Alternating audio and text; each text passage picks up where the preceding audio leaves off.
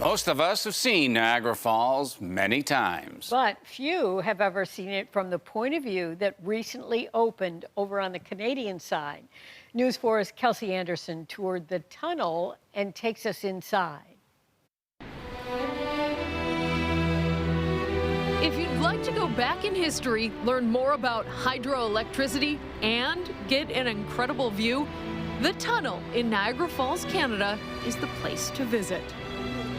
This was the first hydroelectric plant this side of the border. It harnessed the power of the mighty Horseshoe Falls for 101 years before shutting down in 2006. And last year, it opened to the public to enjoy. So let's follow the water and show you around. The CEO of Niagara Parks, David Adames, is here to help us do that.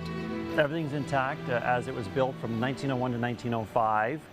In the early 1900s, the Canadian Niagara Power Company generating station was built to match the beauty of the falls. 11 original generators are intact here, which created the power that was used in Fort Erie, Niagara Falls, and other parts of southern Ontario. New exhibits inside, including a nighttime immersive experience, teaches visitors of all ages about hydroelectricity. So you can actually see the river water here. So the water would come in from the river, go through these trash racks that would protect trash coming in, whether it be logs and whatnot from the river. The water would then go into a penstock, and the elevation drop would give it that velocity to get the turbines turning. As the turbines move, electricity is created and sent to those blue generators above. The water then returns to the lower Niagara, below the falls, via a 2,200-foot tunnel, which is the center point of this attraction. Where the lights are today was roughly where the water level would have been when the power station was operating. To get down here, inside the tunnel, you'll take a glass elevator showing you all the layers of the power station. And you'll immediately notice the temperature drop. What's the temperature? So the temperature is about 60 degrees Fahrenheit, and interestingly, it stays constant year-round.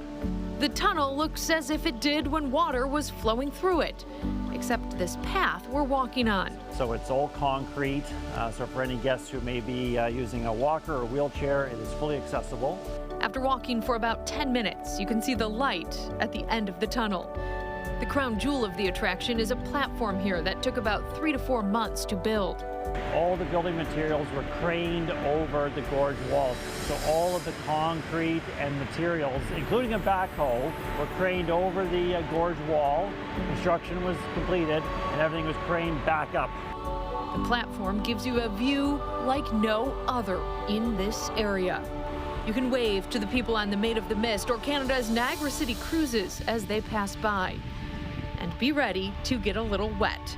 Nearly 700,000 gallons of water per second flows over the Horseshoe Falls, right beside you. You get the great view, and sometimes we get a little bit of mist, so it's very immersive. Well, in case you're wondering why the plant was decommissioned, I'm told it was generating a measurement of power that was too small, so it pretty much just became outdated.